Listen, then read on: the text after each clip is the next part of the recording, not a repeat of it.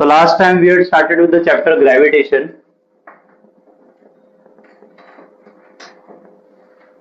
That is the first chapter of 10th standard science.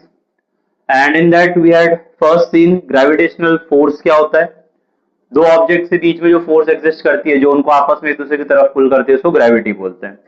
After that we had seen Kepler's law. Kepler's के तीन law थे. Kepler के first law के हिसाब से जो हमारे प्लैनेट होते हैं वो सन के आजू बाजू में घूमते हैं और जिस रास्ते पे वो घूमते हैं वो क्या होता है, एलिप्स शेप का होता है. उसको ऑर्बिट बोलते हैं जिसपे वो घूमता है और शेप कौन सा होता है, एलिप्स.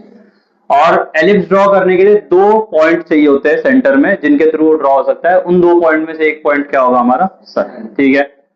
दूसरा ये था कि अगर कोई भी प्लैनेट जो ऑर्बिट में घूम रहा है सन के पास में, उसको अगर तुम इक्वल टाइम के बाद देखोगे तो अगर सपोज 2 महीने में इतना एरिया कवर किया तो यहां से यहां अगर 2 महीना हुआ है तो जितना एरिया वहां पे कवर किया था उतना एरिया यहां पे करेगा.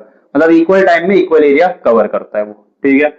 और तीसरा था जितना वो टाइम ले रहा है घूमने के लिए उसका स्क्वायर और जितना उसका डिस्टेंस है, एवरेज डिस्टेंस सन और प्लैनेट के बीच में, उसका क्यूब, वो आपस में एक दूसरे को डायरेक्टली प्रोपोर्शनल होते हैं. ठीक है. अगर प्रोपोर्शनल उठाओगे तो क्या आएगा, कांस्टेंट. तो ये नीचे आ जाएगा तो T square upon R cube equal to K आएगा. ठीक है. मतलब कोई भी प्लैनेट लो उसके टाइम का स्क्वायर करो, कितना टाइम में चक्कर लगाता है, डिवाइड बाय कितना डिस्टेंस है उसका क्यूब, तो हर बार आंसर सेम आएगा भले तुम अलग अलग प्लैनेट लोगे. हर प्लैनेट का ऑर्बिट साइज कम ज्यादा है, डिस्टेंस भी कम ज्यादा है, जो टाइम ले रहा है वो भी कम ज्यादा है, बट डिवाइड करके आंसर हर बार लगभग उतना ही आता है. ठीक है. देन ये यूज करके हमने न्यूटन्स लॉ ऑफ ग्रेविटेशन का वो देखा था कि कैसे उसको हेल्प किया. अब यूनिवर्सल लॉ ऑफ ग्रेविटेशन क्या था, अगर तुम्हारे पास दो ऑब्जेक्ट है जिसका मास m1 और m2 है, ठीक है, कोई भी रैंडम शेप के हो सकते हैं, और उनके बीच में जो डिस्टेंस है अगर वो सपोज d है, तो उनके बीच में जो फोर्स आएगी ग्रेविटी की जो आपस में एक दूसरे को खींचने के लिए या वो फोर्स जो डालेंगे वो डायरेक्टली प्रोपोर्शनल आएगा प्रोडक्ट ऑफ मासेस को और इनवर्सली प्रोपोर्शनल आएगा स्क्वायर ऑफ डिस्टेंस को. d से किया था, सॉरी नॉट r. ठीक है. फिर इसको रिमूव किया हमने तो इसका कांस्टेंट आया, प्रोपोर्शनल आता है तो कांस्टेंट आता है, तो वो आया था capital G m1 n2 upon d square. अब कैपिटल G का जो वैल्यू होता है वो होता है 6.67 10 raised to -11. ठीक है. ये न्यूमेरिकल्स के लिए हमको चाहिए होगा, ये तुमको याद रखना पड़ेगा.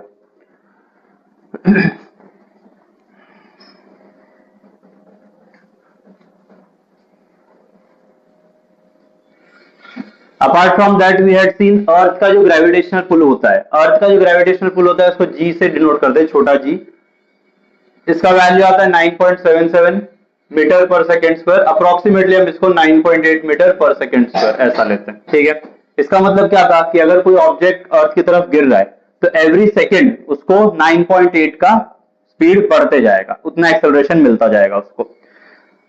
अब ये जो है हर ऑब्जेक्ट पे एक्ट करेगा जो अर्थ की तरफ खिंचा हुआ आएगा. देन वी हैड सीन अर्थ के ऊपर जो ग्रेविटी है हर जगह पे सेम नहीं होती. अर्थ के ऊपर हमने 3 तरीके से ग्रेविटी देखी थी. अर्थ का जो शेप होता है वो एग्जैक्टली स्फीयर नहीं होता. ठीक है. अर्थ क्योंकि अपनी जगह पे गोल गोल रोटेट करता है तो उसकी वजह से क्या हो गया, जो हमारा इक्वेटर है वहां पे वो क्या हो गया, थोड़ा सा फूक जाता है, और जो पोल्स है वहां से थोड़ा सा चपटा हो जाता है. तो इसकी वजह से क्या होगा, जो रेडियस है हमारा इस तरफ ज्यादा आता है और इस तरफ कम आता है.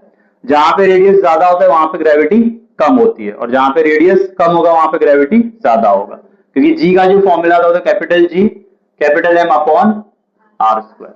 ठीक है. तो इसके लिए जहां पे R का वैल्यू बड़ा आएगा G कम आएगा. तो R का वैल्यू बड़ा कहां पे आ रहा है, इक्वेटर पे. मतलब अर्थ के सरफेस पे इक्वेटर पे ग्रेविटी कम होती है और सबसे कम कहां पे आया, पोल्स पे. तो पोल्स पे सब ग्रेविटी ज्यादा होता है. ठीक है. ये था अर्थ के सरफेस पे. वैसे हाइट के हिसाब से भी चेंज होता है. अगर तुम अर्थ से ऊपर जाओगे तो ग्रेविटी क्या होती जाती है, कम कम होती जाती है, क्योंकि R के अंदर वो वैल्यू ऐड हो जाती है. फिर R प्लस वो वैल्यू का स्क्वायर वो लिखना होता है. तो जैसे जैसे तुम अर्थ के ऊपर जाओगे ग्रेविटी कम कम होते जाएगी, तो इसकी वजह से अर्थ के सरफेस पे मैक्सिमम है, फिर उसके ऊपर जाओगे तो कम होगा. नाउ अपार्ट फ्रॉम दैट तीसरा टाइप जो हम लोगों ने देखा था वो ये था कि अगर मैं अर्थ के अंदर जाऊं डेप्थ में तो उसमें क्या हो जाएगा. अगर मैं अर्थ के अंदर जाऊंगा तो मैं अब सपोज ये डिस्टेंस पे था बट अब मैं यहाँ पे चला गया तो मेरा डिस्टेंस यहाँ पे है. तो सेंटर से जो मेरा डिस्टेंस है पहले ज्यादा था, अब सेंटर से मेरा डिस्टेंस कम है, तो डिस्टेंस चेंज हो जाएगा. तो आइडियली डिस्टेंस कम हो गया, मतलब ग्रेविटी क्या होनी चाहिए, ज्यादा होनी चाहिए, बट ऐसा होता नहीं है. ठीक है. कुछ खास फर्क नहीं पड़ता है, होता तो है बट इतना नहीं होता. क्योंकि यहाँ पे जो वजन है हमारा वो भी तो कम हो गया। पहले मैं अर्थ का यहाँ तक का वजन ले रहा था, अब मैं यहाँ पे हो तो सिर्फ यहाँ तक का वजन लूंगा, जो ऊपर का पार्ट है उसका वजन काउंट नहीं होता। इसके लिए कुछ खास फर्क नहीं पड़ता ग्रेविटी पे, होता है चेंज बट इतना नहीं कि वो उसको नोटिस किया जाए। Now there is something called as kinematical equations. पता है तुम लोग को? 3 काइनेमेटिकल इक्वेशंस होते हैं।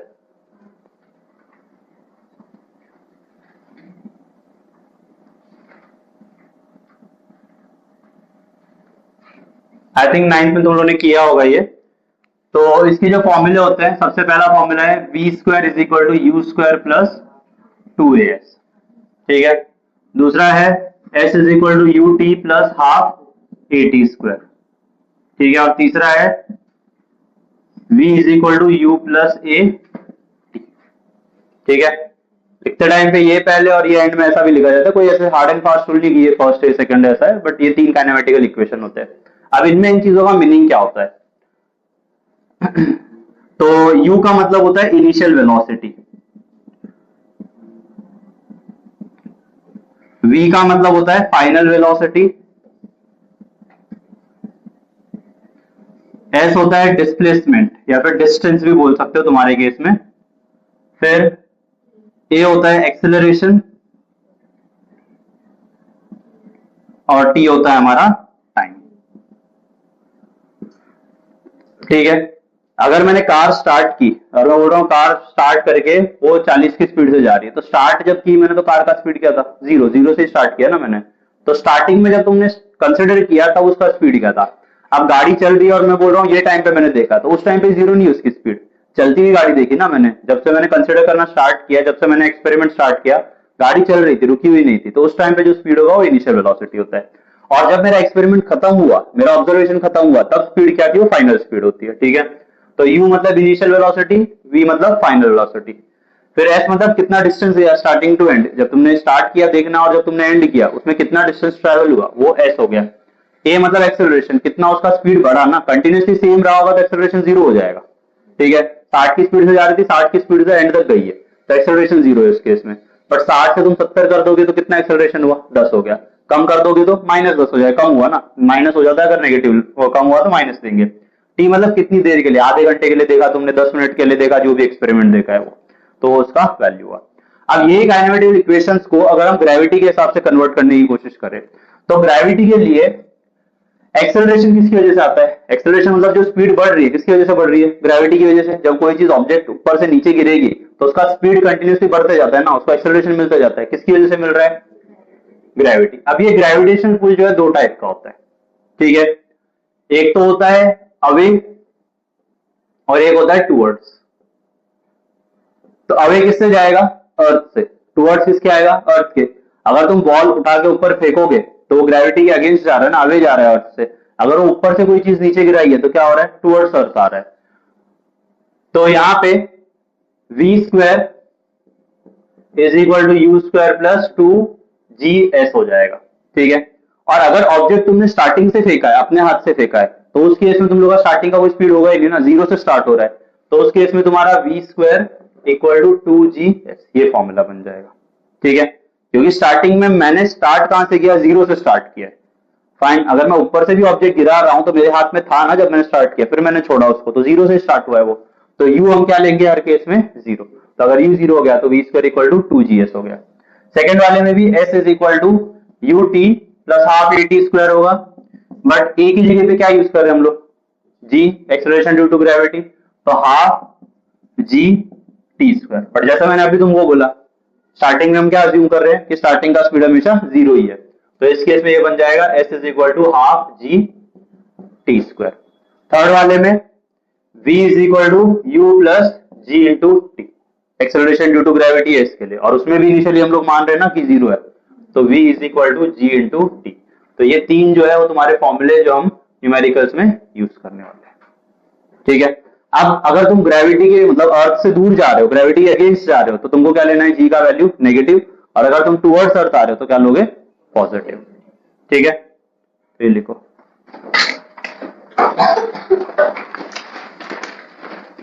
टेक्स्ट बुक में page 15 question number 5, it is numerical section. तो उसका फर्स्ट वाला देखना। The first question says An object takes 5 seconds to reach the ground from a height of 5 meter on a planet. What is the value of g on the planet? तो एक object को कितना time लग रहा है ground पे आने के लिए? 5 सेकेंड. तो गिवन है टाइम कितना? 5 सेकेंड. फर्स्ट चीज ये दिया है. दूसरा कितना डिस्टेंस ट्रेवल किया है इसने? डिस्टेंस को हम लोग एस से डिनोट कर रहे थे, तो एस का वैल्यू दिया है 5 मीटर. ठीक है, हमें फाइंड क्या करना है? कितना ग्रेविटी का वैल्यू होगा. To find acceleration due to gravity कितना आएगा? हमने 3 अभी इक्वेशंस लिखे, उन 3 में से कौन से वैल्यूज इसमें हैं जो हमको चाहिए? v is equal to G T हमारा इक्वेशन है, तो उसमें जो चाहिए v is equal to G T. v कहाँ है? कुछ भी क्या बोल रही है? सेकेंड वाला देखो, s is equal to half G T square. आंखें खोल के देखो ma'am. Okay, so s is equal to half g into T square. Now इसमें 3 वैल्यू चाहिए, s, g एंड t. 3 में से एक अननोन होगा तो हम बाकी वैल्यू की बेसिस पे फाइंड कर सकते हैं. 3 में से एक ही अननोन हो सकता है. s अननोन नहीं है, t अननोन नहीं है, सिर्फ g है. मतलब एक अननोन है तो हम फाइंड कर सकते हैं. s का वैल्यू कितना है? 5 is equal to 1/2 into g पता नहीं है, इंटू t का वैल्यू कितना है? 5 का स्क्वायर. सो पहले ब्रैकेट सॉल्व होगा. So this is 5 is 1/2 into G into 25. हमको g का वैल्यू फाइंड करना है तो बाकी सबको इधर करना पड़ेगा. सो दिस इज 5 इंटू 2/25 और 1 इंटू जी तो g होगा. ठीक है, 1 को नहीं उधर लेके जाना गधे लोग के जैसा, गधी लोग के जैसा भी. 5 1 जा 5 5 जा. So your answer is 2/5 equals to g. 2/5 इसको डिवाइड करो कितना आएगा? 0.4. So you'll get g equal to 0.4 metre पर सेकेंड स्क्वायर. ठीक है, ग्रेविटी का यूनिट वही होता है, मीटर पर second square. Another thing I want to stress on is कि जो यूनिट है तुम्हारे इंफॉर्मेशन के, वो हमेशा ऐसा यूनिट होने चाहिए. ठीक है, जैसे तुम्हारा डिस्टेंस हमेशा मीटर्स में होना चाहिए, टाइम सेकेंड्स में होना चाहिए. ठीक है, और क्या? वेलोसिटी वो मीटर पर सेकंड में होनी चाहिए. और एक्सेलरेशन बोले या ग्रेविटेशनल एक्सेलरेशन बोलो, मीटर पर सेकंड स्क्वायर में होना चाहिए. अगर नहीं है तो पहले उसको कन्वर्ट करोगे. ठीक है, कई बार डिस्टेंस किलोमीटर में दे देंगे तो उसको मीटर में कन्वर्ट करना पड़ेगा 1000 से मल्टीप्लाई करके. ठीक है, now first we will do the fourth one. An object thrown vertically upward reaches the height of 500 metre. What was its initial velocity? How long will the object take to come back to the earth? Assuming g का value 10 metre पर second square है. ठीक है, तो पहले तो object कितना height तक गया? 500 मीटर तक. तो जितना हाइट गया मतलब वो उतना डिस्टेंस ट्रेवल किया उसने. तो गिवन s का वैल्यू कितना है? And as you can see unit बराबर है. अगर किलोमीटर इन सब में होता तो उसको कन्वर्ट करना पड़ता. फर्स्ट चीज ये हो गया. सेकेंड, g दिया है 10 मीटर पर सेकेंड स्क्वायर. ठीक है, तो उन्होंने स्पेसिफिकली खुद ही बोला है कि g की जगह पे 10 लेना, तो तुम 9.8 मत लो. ओके, आगे फाइंड करने का बोला है. टू फाइंड इनिशियल वेलोसिटी मतलब u का वैल्यू फाइंड करना है. दूसरा, टाइम कितना रहेगा जाने आने में. ठीक है, टोटल टाइम, जैसे जाने का नहीं, जाके नीचे आने में भी how long it take to come back. ठीक है, वापस आने का भी टाइम चाहिए. Thank you. अब इस केस में तुम्हारा ऑब्जेक्ट सपोज ये, so this is your object, I am assuming it to be a ball. जब तुमने स्टार्टिंग में कुछ किया होगा तो इसका स्पीड होगा. तुमने स्टार्टिंग में इसका कुछ तो वैल्यू दिया होगा, सम वैल्यू. ऊपर जाके 1 सेकंड के लिए ऐसा होगा कि ऑब्जेक्ट क्या होगा? रुक जाएगा ना, मैक्सिमम ऊपर जाएगा. फिर क्या होगा? लास्ट में स्पीड क्या ही होने वाला है, फिर वापस वहां से नीचे आएगा तब बढ़ेगा. तो मतलब इस पॉइंट पे v क्या होगा? 0. मतलब पहली बार जब तुम्हारा नीचे से ऊपर जा रहा है ऑब्जेक्ट, स्टार्टिंग में तुमने कुछ स्पीड दिया, क्या दिया पता नहीं, पर जब वो ऊपर गया तो क्या हुआ? 0 हो गया. फिर जब वापस आएगा तो स्पीड बढ़ेगा, बट v तो 0 है ना फर्स्ट केस में. तो इन दैट केस हमारा v is equal to formula क्या होता है? g into T. But t हमारे पास फिर भी नहीं है, तो दूसरा फॉर्मूला क्या है? s is equal to half G T square. तो उसमें से पहले हम t निकालेंगे और फिर बाद में फर्स्ट वाला फॉर्मूला यूज कर सकते हैं. तो I say s is equal to half g into T square. S का वैल्यू आएगा 500, हाफ g का वैल्यू 10 एंड टी स्क्वायर 5, ये यहाँ पे आ जाएगा 500 divided by 5 is t square. तो टी स्क्वायर आ जाएगा, taking square root you will get t का value under root 100 which is 10 seconds. ठीक है, ये जाने का टाइम है, सिर्फ यहां तक का दे रहे हैं ना। Also total time is 20 second. से जाना और आना दोनों चाहिए उसको। ठीक है, ऑलराइट। तो टी का वैल्यू आ गया, तो मैं वो दूसरा वाला जो पहले बताया था तुमको वो यूज कर सकता हूं, but v is equal to U, sorry v is equal to G T. v क्या होगा 0, g कितना है 10। अच्छा, अब यहां पे जो हम ये फाइंड कर रहे हैं v is equal to u plus G T होगा ना। फाइनल वेलोसिटी 0 नहीं है, फाइनल वेलोसिटी 0, इनिशियल 0 नहीं है। ये तब होता है ना, ये formula v equal to G T हम तब यूज करते हैं जब हमारा स्टार्टिंग का वेलोसिटी 0, स्टार्टिंग 0 नहीं है तो हम पूरा इक्वेशन लिखेंगे v is equal to U plus G T. इसमें फाइनल वेलोसिटी मेरा 0 है, इनिशियल मुझे पता नहीं कितना स्पीड दिया था मैंने, g 10 है। अब यहाँ पे ये जब ऊपर गया तब स्पीड था, यहाँ पे पहुंचा तो स्पीड 0 हो गया, लेकिन यहां से यहां तक का टाइम कितना है 10, टोटल टाइम 20 है आने जाने का। मैं v0 ले रहा हूं, मतलब मैं सिर्फ यहां से यहां तक का टाइम कंसीडर करूंगा ना। मैं कहां तक का ले रहा हूं, v का वैल्यू 0 सब्स्टिट्यूट किया है मैंने। v का वैल्यू 0 तब होगा जब वो नीचे से सिर्फ ऊपर पहुंचा होगा। अगर मैं 20 पूरा लेता हूं t के लिए, मतलब वो ऊपर जाके नीचे आ गया, वो नहीं चाहिए मुझे। मुझे सिर्फ वो केस चाहिए जहां पे v का 0 हो रहा है। तो v का 0 कब होगा, जब वो ऊपर पहुंचेगा, और उसके लिए कितना टाइम लिया उसने, मतलब t का कितना आएगा 10। ठीक है, तो ये आ जाएगा 0 is equal to U plus 100, ये इधर आएगा तो माइनस हो जाएगा, u equal to minus 100 metre पर सेकेंड। अब ये माइनस क्यों आ रहा है, क्योंकि हम उसको ग्रेविटी के अगेंस्ट फेंक रहे हैं, इसके लिए वो नेगेटिव आ रहा है। फाइन, ये हर सेकंड उसका वैल्यू कम कम होते जाएगा ऐसा। ठीक है, जाने का था, आने का उसका डबल हो जाएगा। Therefore total time is equal to 20 second. ठीक है, सिंपल है। Fifth question, a ball falls off a table and reaches the ground in 1 second. Assuming g equal to 10 meter per second square, calculate its speed on reaching the ground and height of the table. तो पहले तो एक ball रखा है table के ऊपर there saying, and उसको नीचे गिरा दिया है। ग्राउंड तक टच होने में उसको कितना टाइम लगा है 1 सेकंड, मतलब हमें टाइम दिया हुआ है। So given t equal to 1 second. दूसरा चीज क्या दिया है, टेलिंग कि g का वैल्यू 10 मीटर पर सेकंड स्क्वायर यूज करना है। और कुछ दिया है नहीं, हमें फाइंड करना है, फाइंड क्या करना है स्पीड, बट आगे और भी कुछ बोला है on reaching the ground. Speed कौन सी चाहिए, जब वो ग्राउंड को टच हो रहा है, ऊपर से उसको गिराया तब स्पीड नहीं चाहिए, जब ग्राउंड को टच हुआ तब उसका स्पीड चाहिए, मतलब फाइनल वेलोसिटी चाहिए।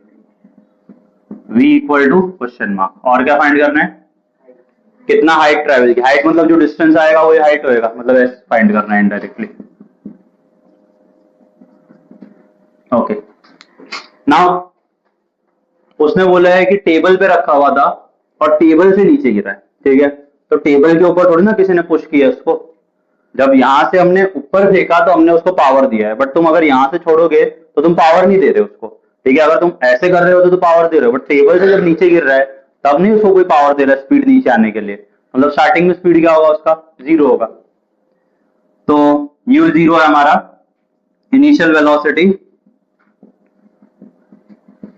इज 0। ओके, मुझे फाइंड क्या करना है v का वैल्यू और s का वैल्यू। तो सेकंड वाला अगर फॉर्मूला यूज करेंगे s is equal to half G T square, क्योंकि g और t दोनों दिया हुआ है तो उससे मुझे s आ जाएगा। Also s is equal to half g into T square. s कितना है पता नहीं, वही फाइंड करना है। हाफ इंटू g का वैल्यू 10 और t का कितना है 1, इसको कट करेंगे तो इसका वैल्यू आएगा 5 मीटर, मतलब टेबल से ग्राउंड तक कितना है 5 मीटर्स, फाइन। और क्या फाइंड करना है, v का वैल्यू। तो जो दूसरा फॉर्मूला हमने देखा था v is equal to G into T होता है। तो v is equal to g का वैल्यू 10, t का 1, इसकी जरूरत ही नहीं। तो v is equal to 10 metre पर सेकेंड। फाइन। ऑलराइट, नाउ जो बचे हुए क्वेश्चंस है वो प्लैनेट्स एंड इन सब के ऊपर बेस्ड है। जो अभी पहले हमने जो किए अब तक न्यूमेरिकल्स वो सारे वो S is equal to U T ये सब काइनेमेटिकल इक्वेशंस इन सब पे बेस्ड थे। नाउ ये सब प्लैनेट्स एंड ऑल के बारे में। So second question, the radius of planet A is half the radius of planet B. तो दो टाइप के प्लैनेट है जिनको नाम दे दिया ए एंड बी, और उनके रेडियस के बारे में बोला है। जो प्लैनेट ए है उसका रेडियस बी का हाफ है। हाफ मतलब क्या, उसको अपॉन 2 कर दो तो हाफ हो जाएगा। देन बोला है अगर ए का मास एम ऑफ ए है तो बी का मास कितना होगा, मतलब मुझे mass of B find out करना है कितना आता है। और बोला है कि gravity of B is half of gravity of A. तो मतलब बी के ऊपर जो ग्रेविटी आएगी तो ग्रेविटी ऑफ बी लिख दिया मैंने बाजू में, वो ग्रेविटी ऑफ ए का हाफ होगा। तो बी का मास कितना आएगा वो फाइंड आउट करना है। नाउ इन दिस केस हमारा जो फॉर्मूला होता है ग्रेविटी का, ग्रेविटी किसी भी प्लैनेट के अगर फाइंड करनी है तो उसका फॉर्मूला होता है capital G capital M upon R square. ठीक है, एम मतलब प्लैनेट का मास हो गया, आर मींस रेडियस हो गया, कैपिटल जी यूनिवर्सली सेम ही आता है सब जगह पे, और स्मॉल जी मतलब उस प्लैनेट की ग्रेविटी। तो इन दिस केस अगर मैं ए के लिए ग्रेविटी लेता हूं और बी के लिए ग्रेविटी लेता हूं और उनको डिवाइड कर देता हूं, ठीक है, तो ए का ग्रेविटी एंड बी का ग्रेविटी अगर मैं डिवाइड करूं तो इन दिस केस मुझे ऊपर बी का चाहिए, हमें बी का वैल्यू फाइंड करना है, तो मैं बी को ऊपर रख लेता हूं। ठीक है, तुम ए और बी का भी कर सकते हो, बट मुझे एक्चुअली बी की वैल्यू फाइंड करनी है तो बी वाले को ऊपर रख रहा हूं। तो ग्रेविटी ऑफ बी को अगर ग्रेविटी ऑफ ए के फॉर्मूला से डिवाइड करें तो बी के लिए फॉर्मूला क्या हो जाएगा, कैपिटल जी तो हर जगह पे सेम ही आएगा, यहां पे मास ऑफ बी आ जाएगा और रेडियस ऑफ बी का स्क्वायर डिवाइडेड बाय, अब हमको ए के लिए अप्लाई करना है तो आ जाएगा कैपिटल जी सेम है, मास ऑफ ए आ जाएगा, रेडियस ऑफ ए का स्क्वायर। ठीक है, जी एंड जी कट हो जाएगा। अपार्ट फ्रॉम दैट अगर न्यूमरेटर में कोई वैल्यू अपॉन में आ रही है तो उसको उल्टा लिखेंगे तो डिवाइड का क्या बन जाता है, मल्टीप्लाई। इक्वल टू उस तरफ नहीं लेके जा रहा, अगर डिवाइड में कोई वैल्यू है तो उसको उल्टा लिख दो तो वो क्या बन जाता है, मल्टीप्लाई बन जाता है। So this is gravity of B upon gravity of A is equal to mass of B radius of B का square multiplied by radius of A का square upon mass of A. Fine. अब यहां पे उन्होंने question में बोला है radius of A का जो वैल्यू है वो कितना है, रेडियस ऑफ बी अपॉन 2, और ग्रेविटी ऑफ बी का जो वैल्यू है कितना है, ग्रेविटी ऑफ ए अपॉन 2। तो मतलब यहाँ पे मैं ग्रेविटी ऑफ बी का वैल्यू सब्स्टिट्यूट कर सकता हूँ ना, जी ऑफ बी दिया है मुझे, तो ये आ जाएगा gravity of A upon 2 divided by gravity of A. ठीक है, जस्ट टू शो यू कि ये मेन डिवीजन है, मैं इसको बड़ा ड्रॉ कर रहा हूँ।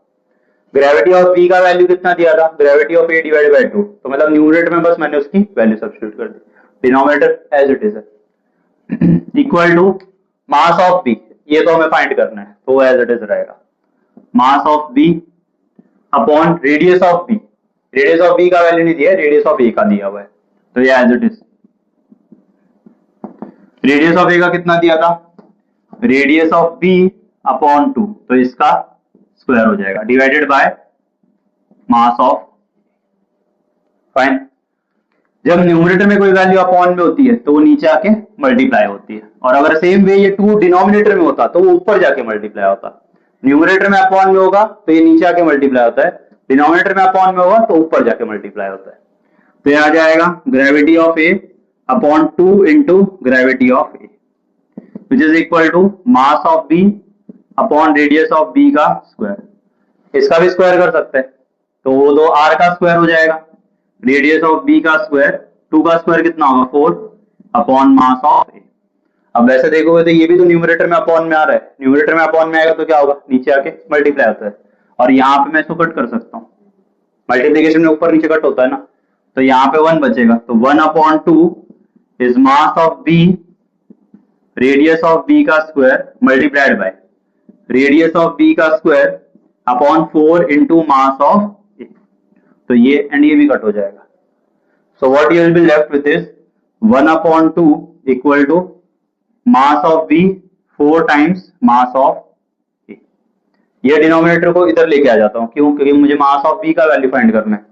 So if I take it over here, ये आ जाएगा 1/2 into 4 times mass of A equals mass of B. तो 2 के टेबल में 4 कटेगा. 1 into 2 कितना होगा? 2. तो मतलब 2 times mass of A is mass of B. या फिर उल्टा लिख दें तो mass of B क्या आएगा? 2 times mass of A.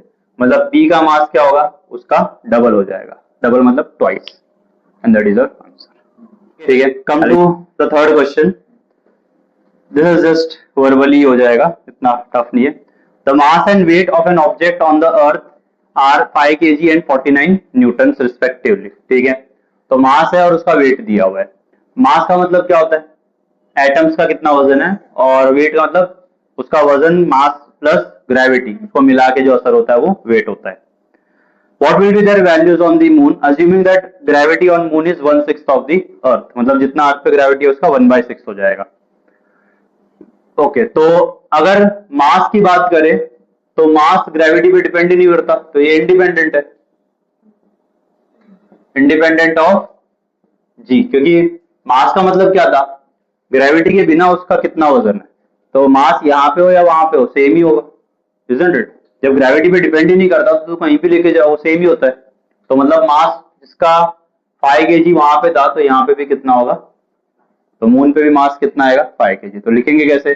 Since mass is independent of gravity therefore it is same everywhere. तो mass is 5 kg. But weight बदलेगा. उसने क्या बोला है? वेट कितना है? 49 न्यूटन. ठीक है. ओके, वेट का जो फॉर्मूला होता है वो होता है m into G. But gravity लेनी कितनी है? 1/6 टाइम्स अर्थ की ग्रेविटी से. तो W is equal to mass कितना था? 49, सॉरी 49, और उसको चाहिए तो सीधा सीधा 6 से डिवाइड कर दो ना. 1/6 हो रहा है, 6 से डिवाइड करो, जो भी आएगा तुम्हारा, तो उसका मून के ऊपर उतना वेट होगा. कभी भी अगर तुमको बोला मून पे कितना है, सीधा 6 से डिवाइड कर देने का. 1/6 होता है उसका. निकालो कितना आता है. Okay, now next question F वाला. The masses of earth and moon are 6 into 10⁻24 kg and 7.4 into 10⁻22 kg. तो मास ऑफ अर्थ को मैंने m1 अज्यूम कर लिया और मास ऑफ मून को m2. ठीक है. तो इनकी वैल्यूज दी हुई है एंड बोला इनके बीच में जो डिस्टेंस है that is 3.84 into 10⁵ kilometre. This is kilometre. Okay, then उन्होंने बोला है ग्रेविटेशनल फोर्स उनके बीच में कितना होगा वो फाइंड आउट करो, और तुमको बोला है जी का जो वैल्यू है वो तुमको यूज करना है. I just write it here. G के लिए 6.67 into 10⁻11 न्यूटन मीटर स्क्वायर पर kg स्क्वायर, ये यूज करने बोला है. ठीक है. एक्चुअली वो माइनस क्या होता है, जब ये स्लैश नहीं लिखते तो मतलब ये ऊपर चला गया तो वो माइनस लिख सकते हो. तुम ऐसे भी लिख सकते हो, कोई प्रॉब्लम नहीं है. अगर माइनस लिखना चाहते हो तो फिर ये पर kg ऐसा नहीं बोलेंगे उसको, वो हटा के फिर रेज टू -2 हो जाएगा. ऐसा होता है.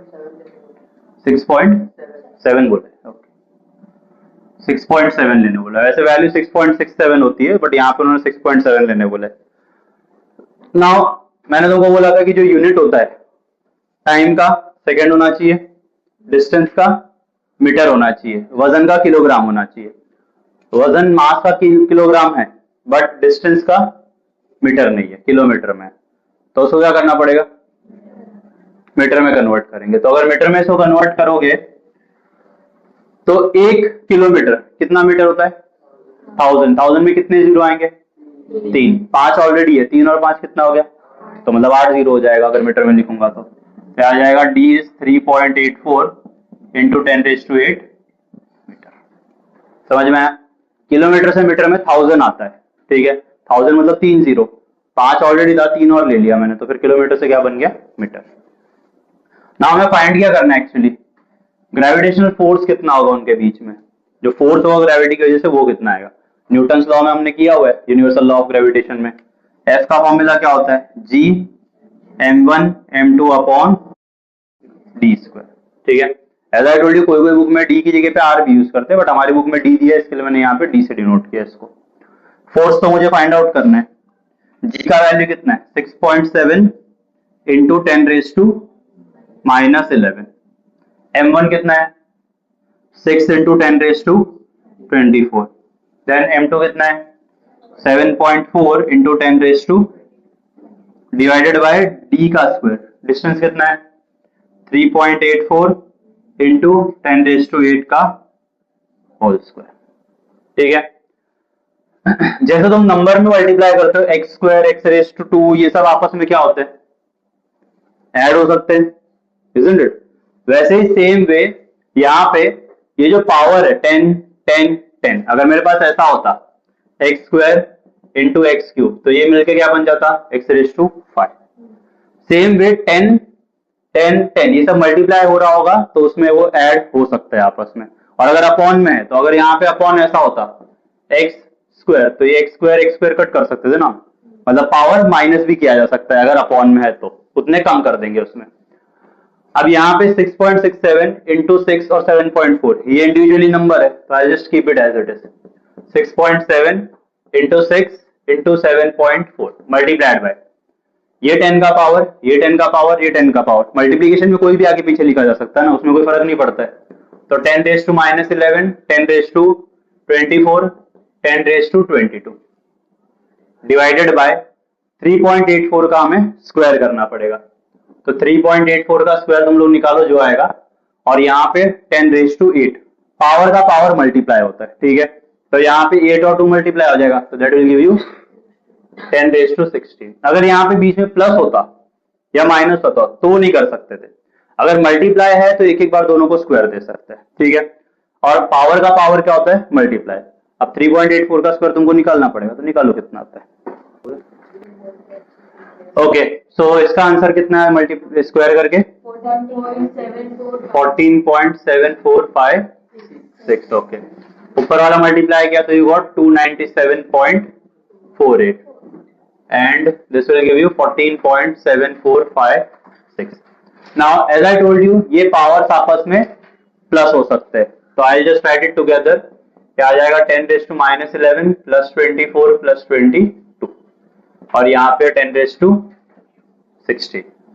फाइन, अब मैं इसको अप्रोक्सीमेट करता हूं क्योंकि तुम लोग के जो कैलकुलेशन है, तुम लोग पॉइंट के और आगे कैलकुलेशन इतना कर नहीं सकते, क्योंकि देयर इज इंपॉर्टेंट कि यहाँ पे पॉइंट के बाद जो वैल्यू है वो तुम लोग कैलकुलेट करने के लिए लॉग टेबल यूज करो, या फिर लॉग टेबल एक बुक होता है जिसके थ्रू कैलकुलेशन होता है, अदरवाइज कैलकुलेटर लगेगा, तो वो तुम कर नहीं सकते। इसके लिए हम लोग क्या करेंगे, पॉइंट तक ही देखेंगे, पॉइंट के बाद वाले को राउंड ऑफ कर देंगे। तो अगर मैं पॉइंट तक देखूं तो यहाँ पे सिर्फ 97 है, पॉइंट के बाद वाला वैल्यू 50 से छोटा है, तो मतलब हम उसको हटा देंगे। सो your answer will be 297 into ये कितना आएगा -11 प्लस 24 और plus 22, that will give you 35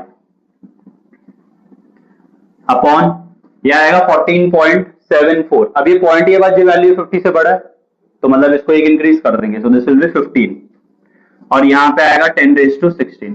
अच्छा, 10⁻35 का मतलब क्या है 1 और उसके आगे 35 जीरो। 10⁻16 का मतलब क्या है 1 और उसके आगे 16 zero.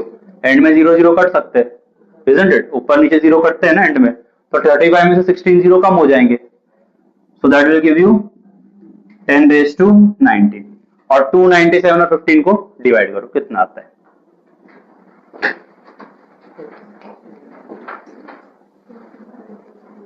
So that will approximately give you 19.8 I think। ठीक है, ओके, सो ये आ गया 19.8 इंटू 10⁻19। इसको अगर राउंड ऑफ करे तो पॉइंट के बाद वाला वैल्यू 5 से बड़ा है, तो आई जस्ट रिमूव इट और ये क्या बन जाएगा 20। सो दिस इज 20 इंटू 10⁻19। अब 20 में से एक जीरो मैं इधर दे देता हूं, ठीक है, तो ये 20 बार हो जाएगा और ये सिर्फ 2 बचेगा। सो this is 2 into 10⁻20 Newton and that is your answer. कितना फोर्स वो दोनों ऑब्जेक्ट्स के बीच में एग्जिस्ट करेगा। Fine, write down. The last question, the mass of earth is 6 into 10⁻24 kg. The distance between the earth and the sun is 1.5 into 10⁻11 meter. If the gravitational force between the two is 3.5 into 10⁻22 newton, what is the mass of the sun? और g का value दिया हुआ है। सो in this case मैंने मास of अर्थ को m1 ले लिया है, उनके बीच में जो डिस्टेंस दिया है वो मैंने d से डिनोट कर लिया है। एंड वन मोर थिंग, यहाँ पे ऑलरेडी डिस्टेंस मीटर में दिया है, अनलाइक द प्रीवियस केस जहाँ पे किलोमीटर में दिया हुआ था। फोर्स का यूनिट न्यूटन ही होता है, ऐसा है, तो वही दिया हुआ है। g का जो वैल्यू है ग्रेविटी का, सॉरी ग्रेविटेशनल कांस्टेंट का 6.7 इंटू ये दिया हुआ है। हमें फाइंड करना है mass of sun, that I am denoting by m2। If you want you can also use this mass of earth, फिर मास ऑफ सन के लिए m और बाजू में छोटा सा s। कोई कोई बुक में तुम देखोगे तो सोल्यूशन ऐसे दिया होगा। Okay, now again gravitational force का फॉर्मूला लगेगा, तो F is equal to G m1 m2 upon r square. मुझे फाइंड क्या करना है, सॉरी d यूज किया हमने, माय बैड। हमें फाइंड करना है m2 का वैल्यू, तो m2 के अलावा बाकी सब उधर जाएगा। सो F into G, sorry F into D, जो डिवाइड में उधर जाके मल्टीप्लाई हो जाएगा, और जो मल्टीप्लाई में इधर आके डिवाइड हो जाएगा। G m1 equal to m2, ठीक है। तो मैं m2 का वैल्यू पहले लिख देता हूं और इसको उल्टा लिख देते हैं। So m2 is equal to F into D square G into m1। Fine, अब जो जो वैल्यूज हमारे पास है वो सब्स्टिट्यूट करते हैं। फोर्स का वैल्यू दिया है तो लेट अस सब्स्टिट्यूट दैट, तो ये आ जाएगा 3.5 इंटू 10⁻²2। डी का वैल्यू दिया है, so that is 1.5 into 10⁻11 का square divided by capital G का वैल्यू 6.7 into 10⁻11 इंटू m1 का वैल्यू, m1 का है 6 into 10⁻24। ओके, तो पहले ब्रैकेट एक्सपांड करते हैं, ब्रैकेट में स्क्वायर करना पड़ेगा। So this is 3.5 into 10⁻22 and as I told you, multiplication हो या डिवीजन हो तो एक एक बार स्क्वायर दिया जा सकता है। तो 1.5 का स्क्वायर क्या होगा, 15 का जो आता है, बस उसमें पॉइंट लग जाएंगे उस हिसाब से, तो 2.25। एंड पावर का पावर मैंने तुमको बोला मल्टीप्लाई होता है, तो this will give you 22। This is as it is 6.7 into 10⁻11 into 6 into 10⁻24। Now in this मैं 10 के पावर्स को पीछे कर देता हूं और बाकी नंबर्स को आगे ले लेते हैं। सो this is 3.5 into 2.25 into 10⁻22 into 10⁻22 upon 6.7 into 6 into 10⁻11 into 10⁻24। This you multiply, ऊपर भी एंड नीचे भी, एंड जो आंसर आएगा विल राइट हियर। पावर आपस में ऐड हो सकते हैं, तो 22 and 22 that will give you 10⁻44। Same way नीचे ये दोनों आपस में मल्टीप्लाई हो जाएंगे, -11 and +24 that will give you 13। सो 10⁻13। 44 और 13 मतलब 44 टाइम्स 0 आएंगे, 13 टाइम्स 0, तो 13 जीरोस कट हो जाएंगे, तो 10 कितना बचेगा, 10⁻21। ठीक है, 31 नॉट 21, 31। एंड यहाँ पे जो मल्टीप्लाई करके नंबर आएगा, जस्ट टेल मी कितना आएगा। 7.87। ऊपर का कितना है, ओके, सो ऊपर का आएगा 7.87, नीचे का भी निकालो 40.2। Now if I round it of, तो पॉइंट के बाद ये जो वैल्यू है कितना है, 5 से ज्यादा है, तो I just take it as 8। यहाँ पे जो वैल्यू है वो 5 से कम है, तो I just take it as 40। 8 1 and 8 5। So what you will get is 1/5 into 10⁻31। If you divide it, ये आएगा 0.2। So this is 0.2 into 10⁻31। Point हमेशा पहले नंबर के बाद रखा जाता है, ठीक है, तो पॉइंट एक इधर करना पड़ेगा। इसको अगर इस तरफ करोगे, so what you will do is कि एक 0 इसको इधर देना पड़ेगा, एक 0 मतलब 10 मल्टीप्लाई हो जाएगा, so this will come out to be 2 into 10⁻30 kilogram, and that is your mass of sun। ठीक है, यहाँ पे क्या हुआ, पॉइंट है, if you don't want to understand like that, इसको 2/10 समझ लो, पॉइंट हटाओगे तो अपॉन में 10 आएगा, फिर एक एक 0 कट हो जाएगा, तो you'll get 2 into 10⁻30। उन्होंने राउंड ऑफ नहीं किया ना, हमने राउंड ऑफ किया है, तो उनको 1.96 आ रहा है, we rounded it off, this is also valid. तुम इतना भी लिखोगे तो चलेगा।